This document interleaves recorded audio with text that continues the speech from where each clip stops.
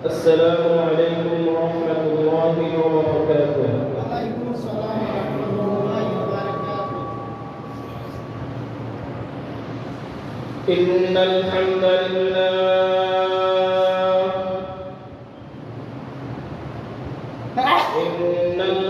لله الأكرم الذي خلق الإنسان وكرمه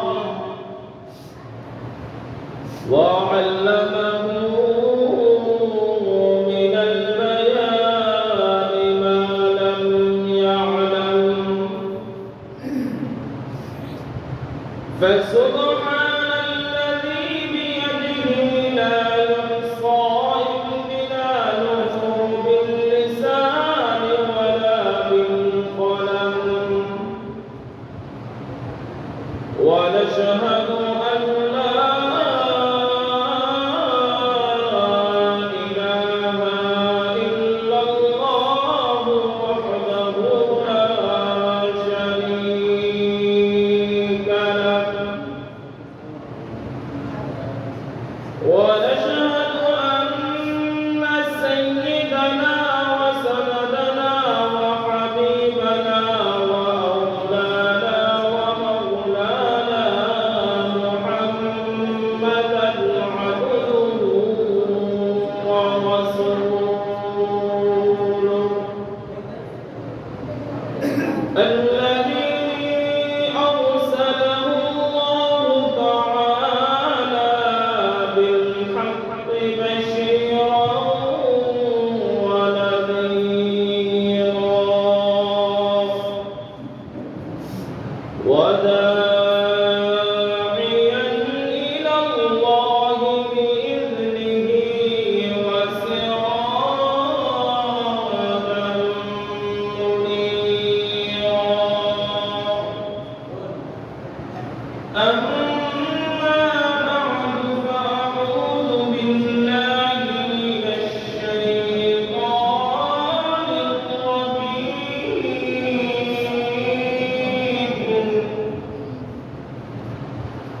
بسم الله الرحمن الرحيم.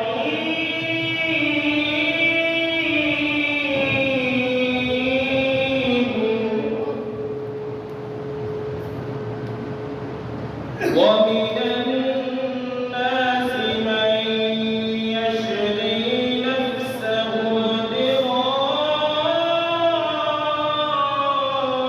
مرضات الله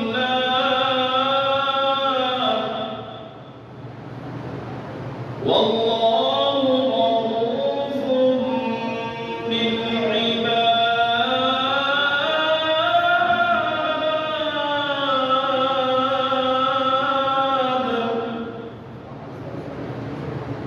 يا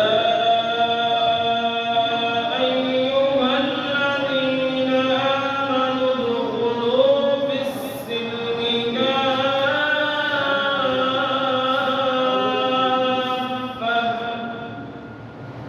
ولا تتبعوا خطوات الشيطان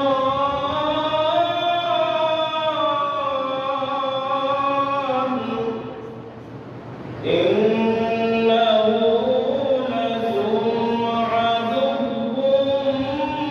مبين.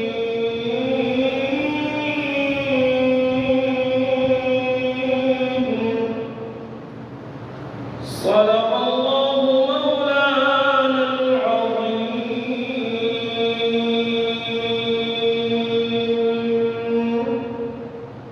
وقال النبي عليه الصلاة والسلام: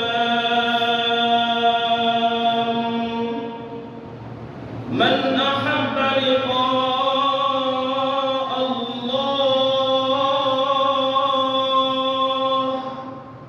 أحب الله لقاءه أو كما قال على النبي عليه الصلاة والسلام.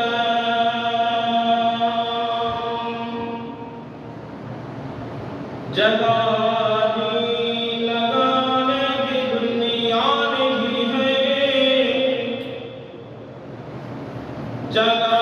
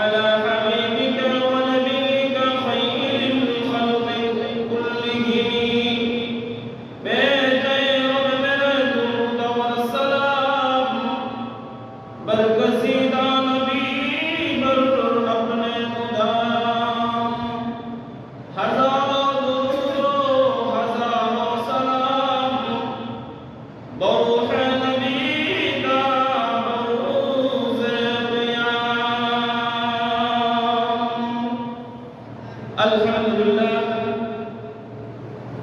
জামিয়া মদিনাতুল উলুম ওয়া মাদ্রাসার বাৎসরিক মাহফিলে আল্লাহ তাআলা আমাদেরকে আমাকে আশা আশা কোরআন হাদিসের আলোকে কিছু কথা বলার তৌফিক দান করেছেন। সেই মহান মুকদ্দাসুল জালাল আরশ ওয়ালা আল্লাহ সুবহানাহু ওয়া তাআলা শুকরিয়া আদায় করি। অন্তরের অন্তঃস্থল থেকে হৃদয়ের সব আবেগ উজাড় করে সমস্বরের বড় আওয়াজে কালিমাতুশ শুকর আদায় করে সবাই বলি আলহামদুলিল্লাহ। মুহতারাম হাজিরিন, কোরআনে হাকিমের দুইখানা আয়াত কারিমা আপনাদের সামনে তেলাওয়াত করেছি। নবী আলাইহির রহমত অসংখ্য অগণিত হাদিসের মুবারাকা থেকে একখানা হাদিসের অংশ বিশেষ তেলাওয়াত করেছি। যদি আল্লাহ তাআলা তৌফিক দান করেন তাহলে আয়াত নয় এবং হাদিসকে সামনে নিয়ে কিছু আলোচনা করার চেষ্টা করব। ওয়া তৌফিক ইল্লা বিল্লাহ। আল্লাহ তাআলা যেন কথাগুলো আমার দিল থেকে বাহির করেন, কারণ বুজুর্গ হযরতরা বলেন দিল সে जो बात निकलती है वो असर रखती है, दिल से जो बात निकलती है वो असर रखती है, परवाज नहीं मगर ताकत है परवाज रखती है। दिल থেকে যে কথাগুলো বাইর হয় না দিলে রাখতে লাগে, আর শুদ্ধ কণ্ঠে কান শুদ্ধ করার মতো যদি কথা বাইর হয় তাহলে এইগুলা কানে আওয়াজ লাগে, আমলের মজা পাওয়া যায় না। এজন্য আল্লাহ তাআলা যেন যেই কথাগুলা আমার জবান দিয়ে বাহির করেন যেন প্রথমে আমাকে আল্লাহ তাআলা আমল করার তৌফিক দান করেন। আল্লাহ তাআলা আমাদের সবাইকে কবুল করুন, আমিন। আল্লাহ তাআলা আমাদেরকে উম্মতে মুহাম্মাদী হিসেবে দুনিয়া গ্রহণ করেছেন। আজ আল্লাহ তাআলা হযরত আদম আলাইহিস সালাম থেকে নিয়ে আজ পর্যন্ত যত নবী রাসূল দুনিয়া গ্রহণ করেছেন সব নবী রাসূলরাই আল্লাহ তাআলার কাছে এই দোয়া করেছেন, আল্লাহ আমাদেরকে শেষ নবীর উম্মত বানায় দেন। আপনারা জানেন হযরত ঈসা আলাইহিস সালামের দোয়া আল্লাহ তাআলা কবুল করেছেন। আরেকজন নবী আছেন, হতে পারে আপনারা এই নবীর নাম আজ প্রথম শুনতেছেন। এই নবীর নাম হলো হযরত দানিয়েল আলাইহিস সালাম। শুনছেন? ইতিপূর্বে কখনো শুনছেন এই নামটা? হযরত দানিয়েল আলাইহিস সালাম। কোরআনে বর্ণিত 25 জন নবীর নাম পাওয়া যায়। হযরত দানিয়েল আলাইহিস সালাম আল্লাহ তাআলা হযরত দানিয়েল আলাইহিস সালামকে আল্লাহ তাআলা হযরত ইয়াকুব আলাইহিস সালামের বংশধর হিসেবে দুনিয়া গ্রহণ করেছিলেন। হযরত দানিয়েল আলাইহিস সালাম আল্লাহ তাআলার কাছে দোয়া করছেন, আল্লাহ আমাকে তো নবী রাসূল বানাইছেন, আলহামদুলিল্লাহ আপনার শুকরিয়া আদায় করে শেষ করার পর তদুপরিও যদি আমাকে উম্মতে মুহাম্মাদী বানাইতেন তাহলে আরো বেশি খুশি হইতাম। সুবহানাল্লাহ। আমরা কি কখনো আল্লাহ তাআলার কাছে চাইছি? না। আল্লাহ তাআলা দয়া করে মায়া করে আমাদেরকে বানাইছেন, উম্মতে মুহাম্মাদী বানাইছেন। হযরত দানিয়েল আলাইহিস সালামের দোয়া আল্লাহ তাআলা এই দোয়া কবুল করে দিলেন।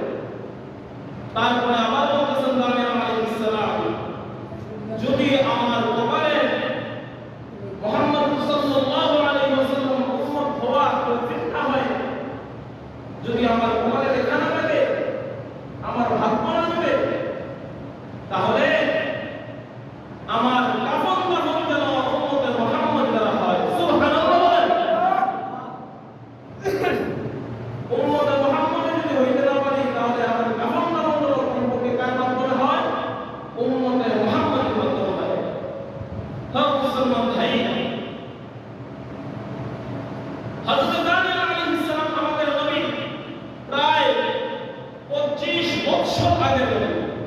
30,000 বছর আগে হযরত দানিয়েল আলাইহিস সালাম,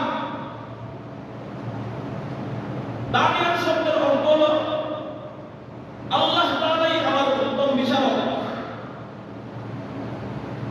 হযরত দানিয়েল আলাইহিস সালাম হযরত ইয়াকুব আলাইহিস সালামের বংশধর। হযরত ইয়াকুব আলাইহিস সালামের একজন আওলাদ ছিলেন যার নাম ছিল ইয়াহুদি। নাম ছিল কি? ইয়াহুদি, ইয়াহুদা, তার থেকে হয়েছে ইয়াহুদি। হযরত দানিয়েল আলাইহিস সালাম এই ইয়াহুদি বংশধরের মানুষ। হযরত দানিয়েল আলাইহিস সালাম জন্মের পরে, উনার জন্মের আগ থেকে নিয়ে বিশ্বের ধারাবাবা যে কয়জন অত্যাচারী নেতা ছিল, বাদশা ছিল, তার মধ্যে অন্যতম হলো বাবেল শহরের বখত-এ-নসর। নাম কি বললাম? বখত-এ-নসর। হযরত দানিয়েল আলাইহিস সালামের জন্মের আগ থেকে নিয়ে বাইতুল মুকাদ্দাসের উপরে বখত-এ-নসর বিভিন্ন ভাবে আক্রমণ চালাচ্ছে। হযরত দানিয়েল আলাইহিস সালামের মাতা-পিতা হযরত দানিয়েল আলাইহিস সালামকে ঝঙ্গলায় ডুবে রেখে আসছেন, তার হেফাজত করবেন। মুসলমান ভাই, হযরত দানিয়েল আলাইহিস সালামকে তার মা-বাবা যখন জঙ্গলের ভিতরে রেখে আসছেন, জঙ্গলে আল্লাহ তাআলা কুদরতের মাধ্যমে হযরত দানিয়েল আলাইহিস সালাম বড় হচ্ছেন, খাবার দাবার পাচ্ছেন। এক পর্যায়ে একজন রাখাল হযরত দানিয়েল আলাইহিস সালামকে দেখতে পেল। জঙ্গলের ভিতরে অনেক হিংস্র প্রাণী থাকতেন, বিশেষ করে এই জঙ্গলের ভিতরে সিংহ, অনেক পরিমাণে সিংহ ছিল। হযরত দানিয়েল আলাইহিস সালামকে জঙ্গলের ভিতরে রাখার সাথে সাথে সিংহগুলো যেন এত বড় হয়ে গেল, হযরত দানিয়েল আলাইহিস সালামের উপরে আক্রমণের পরিবর্তে হযরত দানিয়েল আলাইহিস সালামের জন্য বডিগার্ড হয়ে গেল। নবী আল্লাহ তাআলা নূরত হযরত দানিয়েল আলাইহিস সালামের বডিগার্ড হয়ে গেছে। কোন প্রাণী হযরত দানিয়েল আলাইহিস সালামের উপর আক্রমণ করতে পারে নাই। এক পর্যায়ে একজন রাখাল ওই জঙ্গলে তার কিছু বকরি চড়াইতে গেছে, ছাগল চড়াইতে গেছে, গিয়া যখন দেখলো হযরত দানিয়েল আলাইহিস সালামের এই অবস্থা, যেখানে মানুষ সিংহ দেখতে ভয় পায়, এখানে দেখা যায় হযরত দানিয়েল আলাইহিস সালামকে সিংহরা কি করে রাখছে, বেষ্টন করে রাখছে, তার উপরে আক্রমণ চালাচ্ছে না। আল্লাহু আকবার! তখন রাখাল বুঝতে পারলো এই মানুষটা সাধারণ কোনো মানুষ নয়, এই মানুষ আল্লাহ তাআলার প্রেরিত কোনো মহামানব হবে। সুবহানাল্লাহ! এই রাখাল হযরত দানিয়েল আলাইহিস সালামকে বাইতুল মুকাদ্দাসের আঙ্গিনায় নিয়ে আসলেন। মুসলমান ভাইরা, এই দিকে বখত-এ-নসর আবার এই বাইতুল মুকাদ্দাসের উপরে আক্রমণ চালাইল। এমনকি বিভিন্ন বড় বড়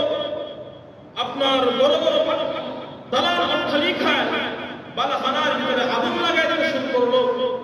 এক পর্যায়ে হযরত দানিয়েল আলাইহিস সালামের ওই এলাকার বাইতুল মুকাদ্দাসের আশপাশ যত মানুষ ছিলেন, সবাই অনেক জ্বলে পুড়ে শেষ হয়ে গেলেন, অনেক মিশরে চলে গেলেন। আবার এখান থেকে বাদশা বখত-এ-নসর এখান থেকে 70,000 যুবককে বন্দী কইরা বাবেল শহরে জেলখানায় যায়। কত হাজার? 70,000। শুধুই তাদেরকে জেলে বন্দী করা শেষ নয়, লোকদের কাছ থেকে শুনতে পারলো যে এই যে যুবক দানিয়েল, সে তো সাধারণ কোনো ছেলে নয়। বিভিন্ন ভাবে এই যুবকদেরকে হযরত দানিয়েল আলাইহিস সালাম যেন সব যুবকদেরকে আগলে রাখতেছেন। এক পর্যায়ে বাদশা বখত-এ-নসর সবাইকে নিঃস্বভাবে সবাইকে হত্যা করে ফেলল, মাত্র 4 জন যুবককে রাখলো। 70,000 থেকে কয়জন যুবককে রাখছে? 4 জন যুবককে রাখছে। আল্লাহ। হযরত দানি আলাইহিস সালাম 4 জন যুবককে যখন আটকাইল, আটকানোর পরে জেলখানার যে দারোয়ান ছিল বিভিন্ন ভাবে বাদশা মুখতারাসের কাছে কানে মন্ত্র পৌঁছায়। বাদশা জেলের ভিতরে এই ঘটনা ঘটছে, এই ঘটনা ঘটছে। বিভিন্ন ভাবে দেখা যায় ওই ছেলে ঘুমায় না, ওই হারাম বিভিন্ন ভাবে হারাম খানাগুলো তার সামনে উপস্থাপন করা হয়। ওই 4 যুবক কোনো হারাম খাবার গ্রহণ করে না। ওরা যেন কি জব্দ দেখে। ও মুসলমান ভাই, যখন মুখতারাসের কানে এই কথাগুলো গেল, মুখতারাসের আরো নিরাপত্তা বাড়ায় দিল। এই যুবক কি চায়, কি করে, এটা তোমাদেরকে ভালোভাবে পর্যবেক্ষণ করতে হবে। হযরত দানি আলাইহিস সালামকে সাথে যখন ওই তার আপনার দারোয়ান হযরত দানি আলাইহিস সালামের সাথে যখন মিশতে শুরু করলো, দেখা যায় যে দারোয়ানের কাছ থেকে অনেক দারোয়ানগুলো হযরত দানি আলাইহিস সালামের উপর আসক্ত হয়ে যায়। দানিয়াল সম্পর্কে তো আর কোনো বাজে রিপোর্ট দেয় না, বরং দানিয়াল আলাইহিস সালাম সম্পর্কে ভালোভাবে রিপোর্ট দেয় না। সে তো দেশদ্রোহী না, সে তো রাষ্ট্রদ্রোহী না, বরং সে তো দেশপ্রেমিক। সে তো দেশপ্রেমিক, সে তো দেশের অমঙ্গল চায় না, বরং দেশের মঙ্গল চায়। দানিয়ালের কাছে যখন এই কথাগুলো হযরত দানিয়াল আলাইহিস সালামের এই কথাগুলো যখন মুখতারাসের কানে গেল, তখন মুখতারাসের একটা স্বপ্ন দেখলো। স্বপ্ন দেখার পরে তার যত স্বপ্নের ব্যাখ্যাকারী যারা ছিল সবাইকে ডাকছে। ডাকার পরে বলল, আমি একটা স্বপ্ন দেখছি, ওই স্বপ্নটা আমাকে একটু ব্যাখ্যা দাও না। একটা স্বপ্ন দেখছি, ওই স্বপ্নের একটু ব্যাখ্যা দাও। স্বপ্নটা হইল যে আমার উষা ময়না, আমি একটা আদর করে একটা পাখি লালন পালন করি। ওই লালন পালন করা পাখিটা যাকে এত আদর করি, সে আমার খাবার থেকে খাবার নিয়ে নেয়। তার আশপাশের সবাইকে ডাকলো। জাদুবিদ্যা, তখন জাদুবিদ্যায় বিশ্বাসী ছিল ওরা। স্বপ্নের ব্যাখ্যাকারক জাদুবিদ্যা সবাইকে ডাকলো। ডাকার পরে আল্লাহু আকবার, সবাই বিভিন্ন ব্যাখ্যা দিল। দানিয়াল আলাইহিস সালামের কাছে খবর গেল। তখন একজন দারোয়ান বলতেছে, আমার কাছে মনে হয় যে জেলে যে যুবকটা বন্দী আছে তার দেখে আপনি ভালো পরামর্শ পাইতে পারেন। আল্লাহ। হযরত দানিয়াল আলাইহিস সালামের কাছে যাওয়া হলো। দানিয়াল আলাইহিস সালামকে বলা হলো যে বাদশা এই স্বপ্ন দেখছেন। তখন দানিয়াল আলাইহিস সালাম এই স্বপ্নের ব্যাখ্যা দিলেন যে বাদশার এই জালিম বাদশা চারপাশে তার নিজের রূপ দেখে কেউ তাকে হত্যা করে। যখন এই কথা শুনলো, অনেক মানুষের সামনে যখন বাদশা সম্পর্কে এমন ভবিষ্যৎবাণী দিলেন, হযরত দানিয়াল আলাইহিস সালাম ঘটনাটা আল-বিদায়া ওয়ান নিহায়ার দিয়ে লিখছেন। যখন এই ব্যাখ্যা শুনাইলেন, তখন বাদশার মনে মনে একটু আক্রোশ আসলো। কিরে, এত সব মানুষের সামনে কি কথা বললো, আমার নিজের মানুষ আমাকে হত্যা করবে। দানিয়াল আলাইহিস সালামের আরো ছোট। দানিয়াল আলাইহিস সালামকে বিভিন্নভাবে কষ্ট দেওয়া শুরু করলো। দানিয়াল আলাইহিস সালামকে হালাল খাবার দেয় না। দানিয়াল আলাইহিস সালামের সামনে বিভিন্ন প্রকার হারাম আইনগুলো সামনে রাখে। দানিয়াল আলাইহিস সালাম থেকে বক্ষণ করেন না। 2-4 দিন যাওয়ার পরে বাদশার কাছে রিপোর্ট গেল, যুবক দানিয়াল এই খাবারগুলো তো গ্রহণ করে না, খাবারগুলো তো খায় না। ও মুসলমান ভাই, বাদশা আরো নিরাপত্তা জোর দাবি করলো, জোরদার শুরু করে দিল। তাহলে খাবার কই পায়? এই ছেলেটাকে সমান আটকানো যাচ্ছে না, খাবার নেই, খাবার গ্রহণ করে না। তারা জানে যদি মুসলমানের পেটে কোনো ইমানদারের পেটে যদি হারাম ঢুকানো যায়, তাহলে তার শরীরটাকে, তার ইমানের শক্তিটাকে, ইমানি শক্তিটাকে দুর্বল করা যায়। এজন্য দেখছেন না আমাদের দেশে অথবা বিশ্বের সম্পূর্ণ দেশে ইহুদি সংস্থারা আমাদেরকে বিভিন্নভাবে সহযোগিতার নামে ওই এনজিও ব্যাংকগুলা আমাদেরকে লোন কিস্তি এইগুলা দিয়ে দিয়ে আমাদের ইমানের শক্তিটাকে দুর্বল করছে। কথা কি পরিষ্কার বুঝতেছেন আপনারা? যে ওই যে আমরা কিস্তি উঠাই না, লোন উঠাই না, এগুলো সম্পূর্ণরূপে হারাম। আর যে মুমিনের খাবার হারাম হবে তার ইমানের ভিতরে নরবর চলে আসে, ইমান দুর্বল হয়ে যায়। তারা আমাদের ইমানকে দুর্বল করতে চাইতেছে। একজন যুবকের সামনে ৭০,০০০ কাফের হইতে পারে না। ইসলামের ইতিহাসে পাওয়া যায় হযরত খালিদ বিন ওয়ালিদ রাদিয়াল্লাহু তাআলা আনহু একজন মানুষ হযরত ওমর ফারুক রাদিয়াল্লাহু তাআলা আনহু খেলাফত কালে হযরত ওমর রাদিয়াল্লাহু তাআলা আনহু খেলাফত কালে একটা যুদ্ধের জন্য এই দিকে মদিনার উপরে আক্রমণ করার জন্য ৭০,০০০ সশস্ত্র বাহিনী নিয়ে মদিনার মুসলমানদেরকে শেষ করার জন্য আসতেছে। মুসলমান ভাই, রাষ্ট্রপ্রধানের কাছে খবর আসলো যে মদিনার উপরে তারা আক্রমণ করে মদিনাকে একবারে নেস্তনাবুদ করে দিবে, একবারে ধূলিসাৎ করে দিবে। মুসলমান ভাই, খলিফাতুল মুসলিমিন সবাইকে সামনে নিয়ে বসছেন, বৈশা যুদ্ধের দিক নির্দেশনা দিচ্ছেন।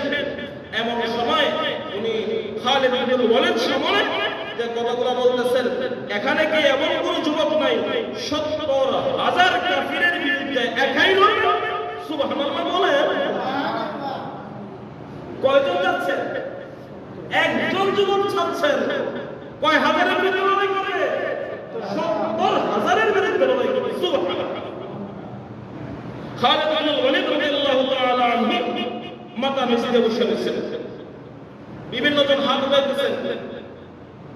না, খলিফার মন করতেছেন না, রাষ্ট্রপ্রধানের মন করতেছেন না, তোমাকে দিয়ে কাজ হবে না। ও মুসলমান ভাই, দ্বিতীয়বার যখন আবার বলছেন না, টার্গেট হইল খালিদ বিন ওয়ালিদ, সেই পারবে সিংহপুরুষ, সেই ইসলামের সিংহপুরুষ হযরত খালিদ বিন ওয়ালিদ দ্বিতীয়বারে মাথা নিচে বসে আছেন। তৃতীয়বার হযরত খালিদ বিন ওয়ালিদকে লক্ষ্য করে বলতেছেন, হে খালিদ, একবার নয়, দুইবার নয়, তৃতীয়বার বলার পরও তুমি হাত উঠাইলে না কেন? খালিদ বিন ওয়ালিদ রাগে অগ্নিশর্মা হয়ে বলতেছেন, খলিফাতুল মুমিনিন, আমি সামনে বসা, আমার তো ইচ্ছা ছিল না যে আপনি বলবেন, হে খালিদ, তুমি দাঁড়াও, তুমি একাই ৭০,০০০-এর বিরুদ্ধে লড়াই করবে। বাড়িতে গিয়ে সুবহানাল্লাহ বলবেন। সুবহানাল্লাহ বলেন। কয়জনকে বলছেন? একজন। আল্লাহু আকবার। অন্যদিকে কথা ছড়া যাবে, হালকা একটু ইঙ্গিত দিয়ে যায়। খালিদ বিন ওয়ালিদ রাদিয়াল্লাহু তাআলা আনহুকে যখন সেনাপ্রধান বানানো হলো, তখন রাষ্ট্রপ্রধান সেনাপ্রধানকে বলতেছেন, হে খালিদ বিন ওয়ালিদ, তোমার সাথে আমি আরো ৬৯ জনকে দেব, তুমি সহ ৭০ জন। তুমি সহ কতজন? ৭০ জন। লড়তে হবে কতজনের বিরুদ্ধে? ৭০,০০০-এর বিরুদ্ধে। সুবহানাল্লাহ। খালিদ বিন ওয়ালিদ রাদিয়াল্লাহু তাআলা আনহু ওই তার সাথে সেনাদেরকে বলতেছেন, রাষ্ট্রপ্রধান তোমাদেরকে আমার সাথে নিয়ে যাওয়ার জন্য বলছেন, এজন্য তোমাদেরকে আমি সাথে নিয়ে যাচ্ছি, নতুবা আমি একাই যাইতাম ৭০,০০০-এর বিরুদ্ধে লড়াই করার জন্য। তখন খালিদ বিন ওয়ালিদ রাদিয়াল্লাহু তাআলা আনহু তিনটা কর্মসূচি দিলেন। ১ নাম্বার, ওযু করতে হবে। ২ নাম্বার হলো আমার পিছনে পিছনে ঘোড়া চাপতে হবে। ৩ নাম্বার হলো আমি যখন আল্লাহু আকবার বলে দৌড়ে উঠাবো, তখন তোমরা আমার সাথে আল্লাহু আকবার বলে দৌড়ে উঠাবে। আল্লাহু আকবার। ওযু কেন করব? যাব যুদ্ধে, বলবেন তরবারি নাও, অস্ত্র শস্ত্র নাও, এগুলা না বইলা বলেছেন কি? ৩টা কথা বলছেন। ১ নাম্বার কি? ওযু করো। ২ নাম্বার, আমার পিছনে পিছনে চলতে হবে। ৩ নাম্বার কি? আল্লাহু আকবার বলে যখন আমি ধরে দেব, আওয়াজ করব তখন আমার সাথে সাথে আওয়াজ হবে সুবহানাল্লাহ। ওযু কেন করব? ওযু করলে মুসলমানের শরীর থেকে গুনাহ ঝরে পড়ে, তখন তার ভিতরে একটা ঈমানি শক্তি হয়ে যায়। আল ওযু সিলাহুল মুমিন, মুসলমানের হাতিয়ার কি? ওযু। আল ওযু সিলাহুল মুমিন। আর ওযু করলে যে কি ফায়দা, হাদিসে কারীমের ভিতরে পাওয়া যায়। আল্লাহ রাসূল সাল্লাল্লাহু আলাইহি ওয়াসাল্লামকে সাহাবায়ে কেরাম জিজ্ঞাসা করলেন, ইয়া রাসূলুল্লাহ, ইয়া হাবিবাল্লাহ, কিয়ামতের ময়দানে আপনি আপনার উম্মতদেরকে হাউজে কাউসারের পানি পান করাবেন, আপনি আপনার এত নবীর উম্মতের ভিতরে আপনার উম্মত চিনবেন কি কইরা? আল্লাহু আকবার। আল্লাহ রাসূল সাল্লাল্লাহু আলাইহি ওয়াসাল্লাম বলেন, ওয়া ইন্না উম্মতি ইয়াদউনা ইলা আল-কিয়ামাতি গুররান মুহাজ্জিলিন মিন আথারিল ওযু। আল্লাহু আকবার। হে আমার উম্মতেরা, ঘোড়ার পালের ভিতরে যদি 1000 ঘোড়ার ভিতরে যদি একটা ঘোড়া চাঁদ কপালি হয়, এই ঘোড়াকে কি খুঁজে বের করতে সময় লাগে? না। আমার উম্মতের যারা 5 ওয়াক্ত নামাজে বা ওযু নামাজ আদায় করবে, সব সময় ওযুর উপর থাকার চেষ্টা করবে, আল্লাহু আকবার, এই সমস্ত উম্মতেরা কিয়ামতের মাঠে তাদের সমস্ত ওযুর অঙ্গগুলা পূর্ণিমার আলোর ন্যায় ঝলকাইতে থাকবে। আর আমি তাদেরকে দেখে না হাউজে কাউসারের পানি পান করাবো। সুবহানাল্লাহ। রাজি আছেন তো সব সময় ওযুর উপর থাকা আমল করব ইনশাআল্লাহ? না, ঠান্ডার সময় মাঘ মাস ওযু লাগবে না, ওযু করে দেবেন।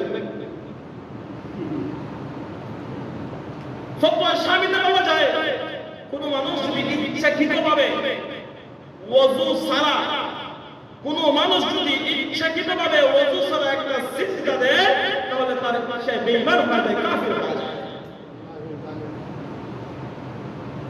কথাগুলো আগে আমাকে পরিষ্কার বুঝতেছেন আপনারা? ওযু ছাড়া যদি একটা সিজদা দেয়, তাহলে আল্লাহ তাআলা যে বান্দার লিস্টে লিখে আমাদের নাম কেটে যায়। এজন্য ভাই খুব সতর্ক, আমাদের জামাত শুরু হয়ে গেছে, তারা হুড়াহুড়ি না করি। ওযু যদি সুন্দর হয়, আপনার নামাজ সুন্দর হবে। আপনার ওযু যদি সুন্দর হয়, আপনার নামাজ সুন্দর হবে। ওযুতে যদি সমস্যা হয়, আপনার নামাজেও সমস্যা হবে।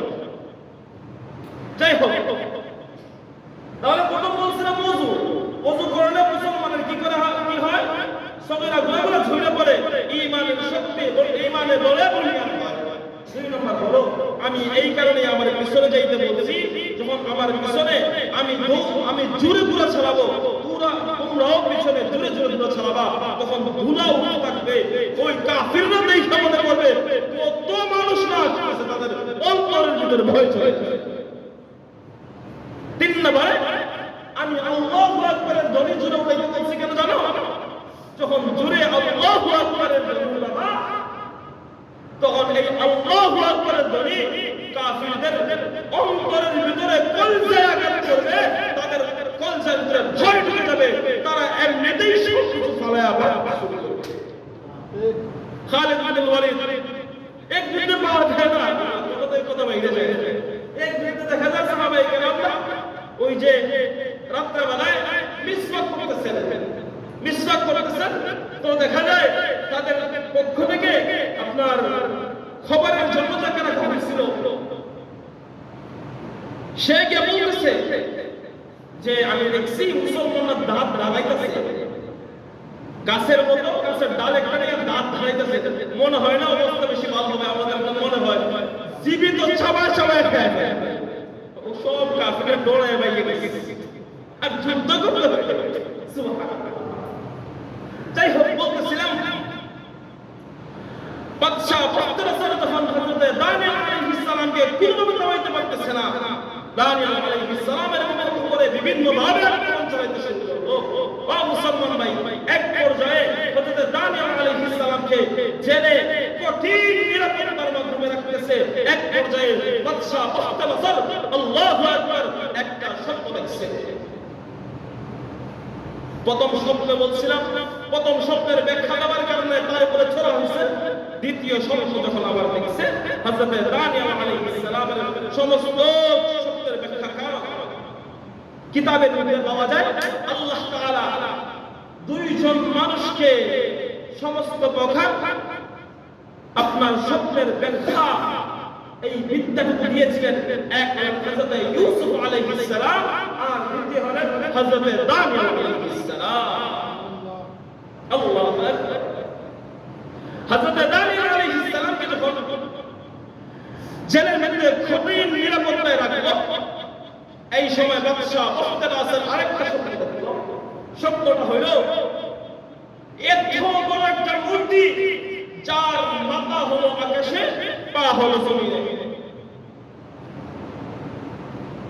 বাদশা এই মূর্তির মাথার অংশটুকু হলো স্বর্ণের, বুকের অংশটুকু হলো রূপার, পেটের অংশটুকু হলো আপনার পিতলের, আর পায়ের অংশটুকু হলো আপনার লোহা। স্বপ্ন দেখছে, ভালো কথা, বুঝলে? আপনি যদি আপনার স্বপ্ন হুজুরের কাছে বলেন, তাহলে হুজুর আপনাকে স্বপ্নের ব্যাখ্যা দিতে পারবে।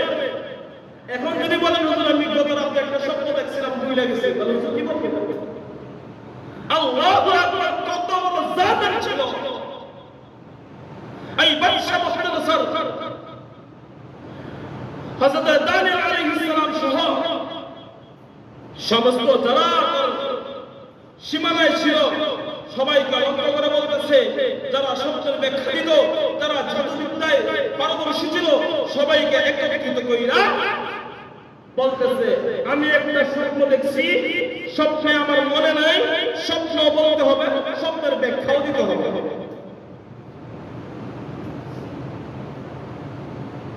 আশ্চর্য না? আল্লাহু আকবার। হযরত দানিয়েল আলাইহিস সালামের একজন সাথী তখন তাদের একজন পাহাড়দারকে বলল, বিশ্বের আপনার আয়োজনে সব কোন ফেল করছে, সব স্বপ্নের ব্যাখ্যাকার তাবির রুইয়া সবাই তো ফেল করছে। আমাদের সাথে ভাই দানিয়েল হতে পারে আপনার স্বপ্ন বলবে, আবার স্বপ্নের ব্যাখ্যাও বলে দিবে। সুবহানাল্লাহ, আল্লাহু আকবার। হযরত দানিয়েল আলাইহিস সালামকে বাদশা মুখতারাসর জেল থেকে বাহির করে বাদশা মুখতারাসরের বৈঠকখানায় নিয়ে আসার জন্য, রাত প্রাসাদে নিয়ে আসার জন্য বলা হলো। হযরত দানিয়েল আলাইহিস সালাম এসে দেখলেন গেটের ভিতরে একটা শিকল লাগানো। শিকল দেখা যায় এই নিচ দিয়ে যাইতে হইলে দেখবেন বিভিন্ন জায়গায় আপনার গেটটা এমন ভাবে রাখে যে যাইতে হলে মাথা নিচু করে যাইতে হয়, মানে এখানে মাথা উঁচু করে যাওয়ার কোনো সুযোগ নাই। আল্লাহু আকবার। হযরত দানিয়েল আলাইহিস সালাম যখন গেটে আসছেন, আয়েশা বলেন এখানে শিকল কেন? কয় এখানে বাদশার নিয়ম হলো ভিতরে প্রবেশ করতে হলে আপনার শিকলের নিচ দিয়ে আসতে হবে। হযরত দানিয়েল আলাইহিস সালাম বলেন, জেলখানায় ছিলাম, ভালোই ছিলাম, আমি কারো সামনে মাথা নত করে যাইব না। মজার একটা কথা হলো, আল্লাহ তাআলা হযরত দানিয়েল আলাইহিস সালামকে জেলখানায় নবুয়ত দান করেছেন। সুবহানাল্লাহ। হযরত দানিয়েল আলাইহিস সালাম যখন জালেম বাদশার সামনে এসে বসেছেন, আমি মাথা নত করে আপনার রাজপ্রাসাদে ঢুকতে পারবো না, যদি আমাকে ভিতরে নিতে হয় তাহলে আপনার শিকল খুলেন, নতুবা আমি ভিতরে যাব না। ও মুসলমান ভাই, আমরা তো আজকাল 2-4-5 টাকার জন্য আমাদের ঈমান বিক্রি করে দেই, বিভিন্ন প্রকার শিরক, বেদাত ইত্যাদি গুনার ভিতরে লিপ্ত হয়ে যায়। হযরত দানিয়েল আলাইহিস সালাম বলতেছেন, আমি আমার ঈমান বিক্রি করতে পারবো না, যদি শিকলের নিচ দিয়ে যাই আমার মালিক আমার উপরে নারাজ হয়ে যাবেন। তা বাদশা মুখতারাসর, এখন দেখো তোমার স্বপ্ন বলবো, তোমার স্বপ্নের ব্যাখ্যাও বলবো, যদি আমাকে ভিতরে নিয়ে যাও আমি ভিতরে যাব, শিকল খুলতে হবে। বাধ্য হয়ে হযরতে দানিয়েল আলাইহিস সালামের কথা শুনে শিকল খুলে দিলেন। ভিতরে দুইটা একটা আওয়াজ করতেছে।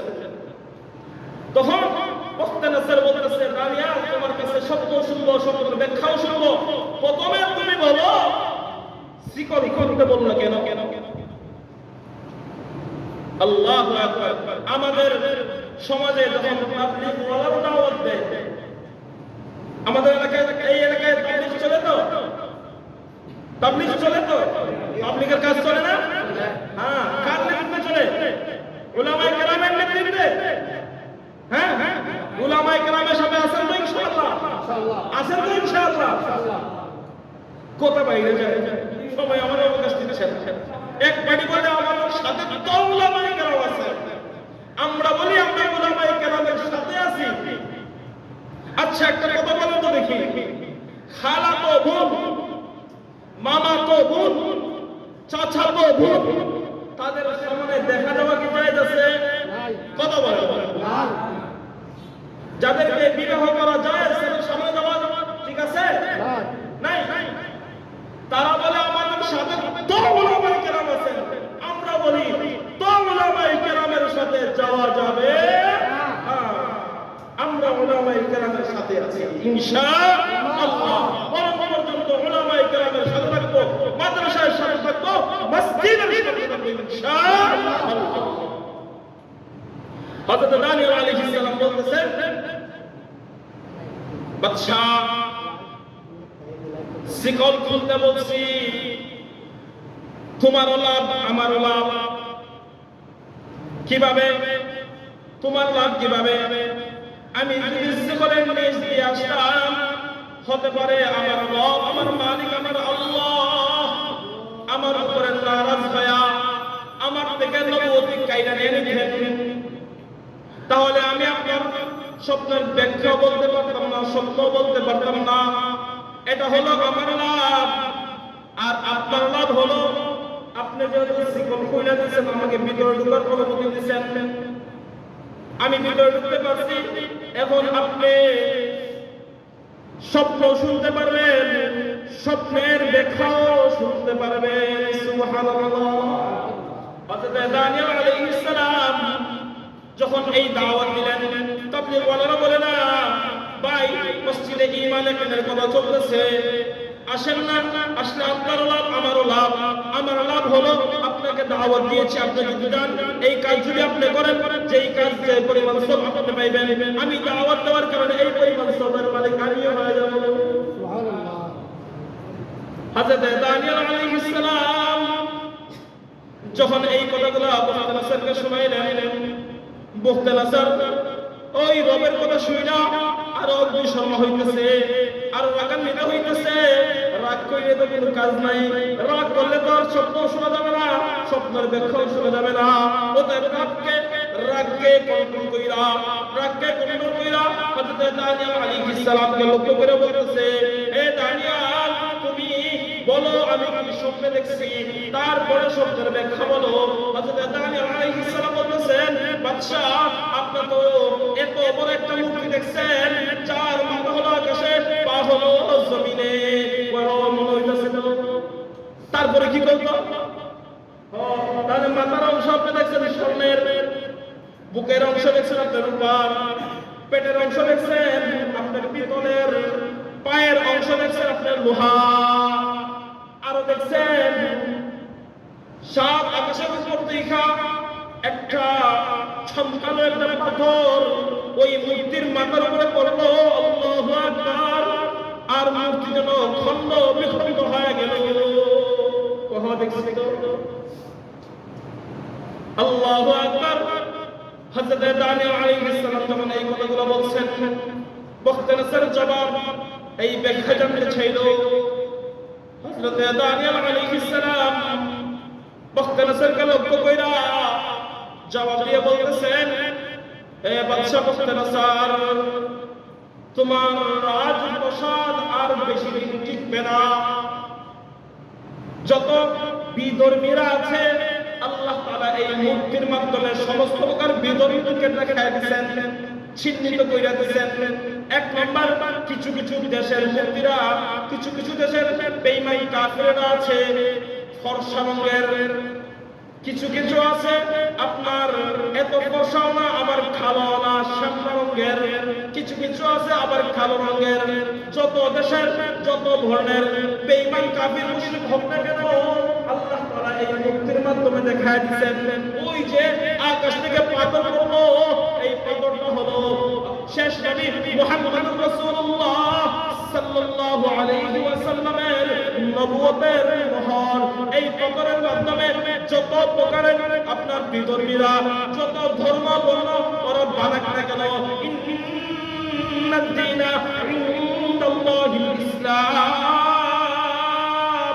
আল্লাহ তাআলার কাছে ইসলাম ধর্ম ছাড়া আর কোন ধর্মের বের নাই। কথা ঠিক না? যত ধর্ম বানাক না কেন, সব ধর্মেই কি হবে? নির্মূল হবে।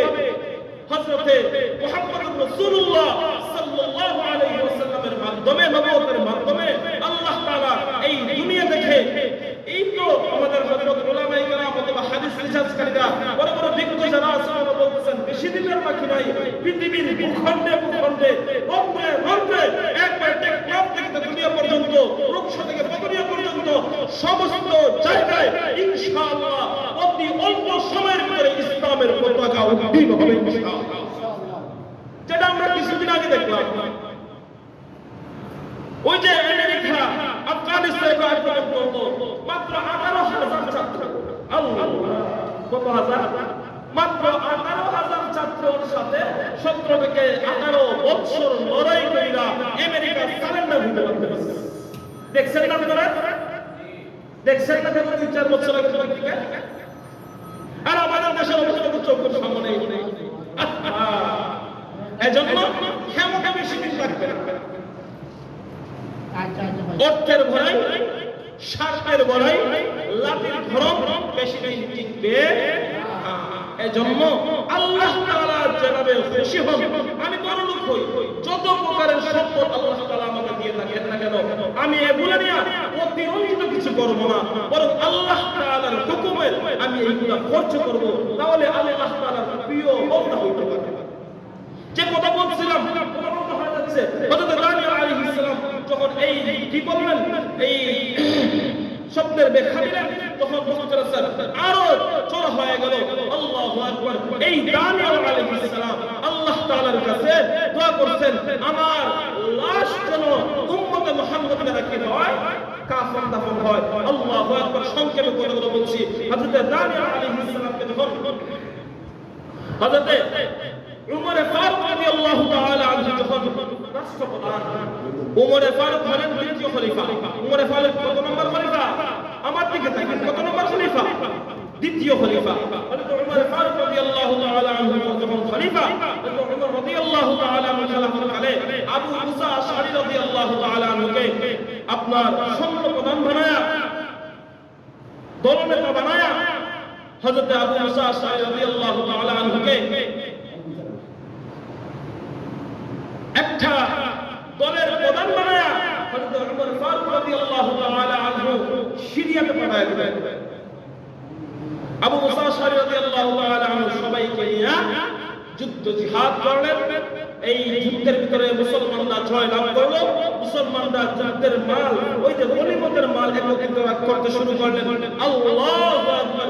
আবু মুসা আশআরী রাদিয়াল্লাহু তাআলা আনহু যখন মুহাম্মদ আরবি সাল্লাল্লাহু আলাইহি ওয়াসাল্লাম এই কথাগুলো বলছিলেন যে একজন নবী আছেন যার কাফন হবে উম্মতে মুহাম্মদের মাধ্যমে, তার লাশটা এই জায়গায় আছে। আবু মুসা আশআরী রাদিয়াল্লাহু তাআলা আনহু এই কথাটা স্মরণ হয়ে গেল। গনিমতের মাল সাহাবায়ে কেরামরা একত্রিত করছেন। আবু মুসা আশআরী রাদিয়াল্লাহু তাআলা আনহু উনি খুঁজে শুরু করলেন হযরত দানিয়েল আলাইহিস সালামের লাশ এই এলাকায় থাকার কথা নবী আরবি সাল্লাল্লাহু আলাইহি ওয়াসাল্লাম। আল্লাহু আকবার। এক পর্যায়ে হযরত দানিয়েল আলাইহিস সালামের লাশ আবু মুসা আশআরী রাদিয়াল্লাহু তাআলা আনহু পেয়ে গেলেন। এত মর্যাদাপূর্ণ লাশ, এত মর্যাদাপূর্ণ লাশ ছিল। আবু মুসা আশআরী রাদিয়াল্লাহু তাআলা আনহু বলেন যে আমার মনে হয় কয়েক ঘন্টা আগে হযরত দানিয়েল আলাইহিস সালাম দুনিয়ার সুবহানাল্লাহ বলে। প্রায় 24,000 বছর আগে ইন্তেকাল হয়েছে, আর 24,000 বছর পরে লাশ দেখে কি করতেছেন? মনে হয় সত্য কিছু সময় আগে উনি বলতেছেন আল্লাহু আকবার। যদি এই কথা বলেন, আর নবীরা এই সময়কার যেই সময় যেই নবীকে আল্লাহ তাআলা দুনিয়ায় প্রেরণ করেছেন, যেই এলাকাতে প্রেরণ করেছেন, এই এলাকার ভিতরে সর্বগুণে গুণান্বিত মানুষটাকেই আল্লাহ তাআলা নবী রাসূল হিসেবে পাঠিয়েছেন। যাই হোক, এই নবী হযরত দানিয়েল আলাইহিস সালাম উম্মতে মুহাম্মদী হওয়ার জন্য আল্লাহ তাআলা কাছে চেয়েছেন, আমরা কিন্তু চাইনি। আল্লাহ তাআলা আমাদেরকে দয়া করে উম্মতে মুহাম্মদী বানিয়েছেন। এই উম্মতে মুহাম্মদী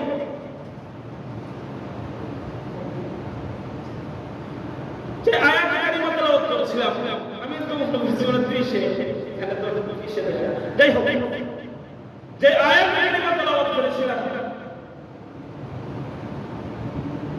ومن الناس من يشري نفسه ابتغاء مرضات الله والله رؤوف بالعباد।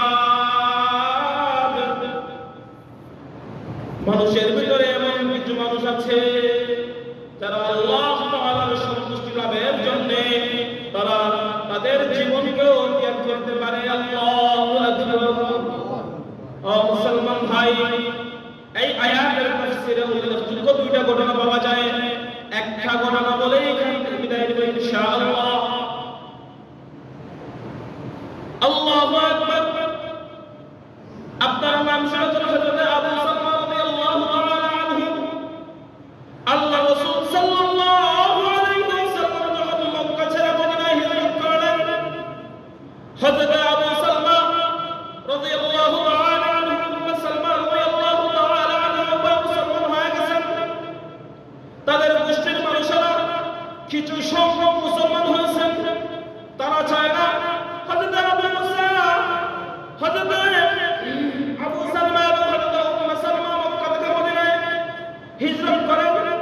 আবু সালমা উম্মে সালমা ওনারা মক্কা থাকছেন না।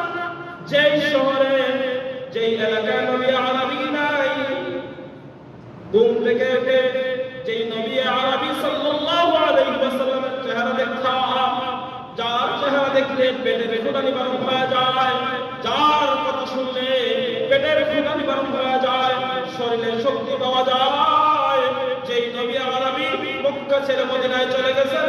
আমরা মক্কায় দেখব না। স্বামী স্ত্রী উভয় মিলে পরামর্শ করলেন, আগামীকাল আমরা মক্কা থেকে ত্যাগ করে মদিনায় চলে যাব।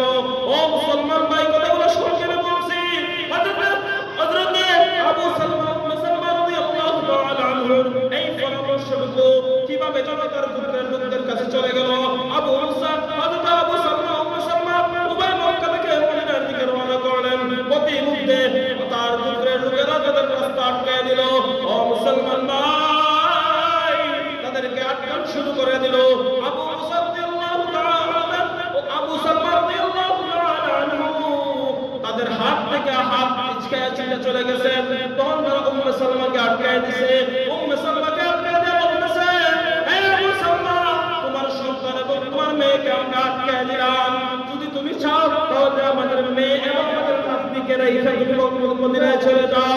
ও মুসলমান ভাই, তো আবু সালমা রাদিয়াল্লাহু তাআলা আনহু লক্ষ্য করে বলতেছিলেন, হে আমার গোত্রের লোকেরা, তোমরা যাইতে রাখো, আমার স্ত্রী আমার সন্তান আমার কাছে বড় নয়, আমার কাছে আমার রাসূলের আরবি সাল্লাল্লাহু আলাইহি ওয়াসাল্লামের মহব্বত আমার কাছে বড়। আমি তোমাদের মেয়ে এবং তোমাদের নাতনিকে রেখে আমি রাসূল আরবি সাল্লাল্লাহু আলাইহি ওয়াসাল্লামের শহরে চলে গেলাম। রাসূল আরবি সাল্লাল্লাহু আলাইহি ওয়াসাল্লামের সাক্ষাতে চলে গেলাম। ও মুসলমান ভাই, এদিকে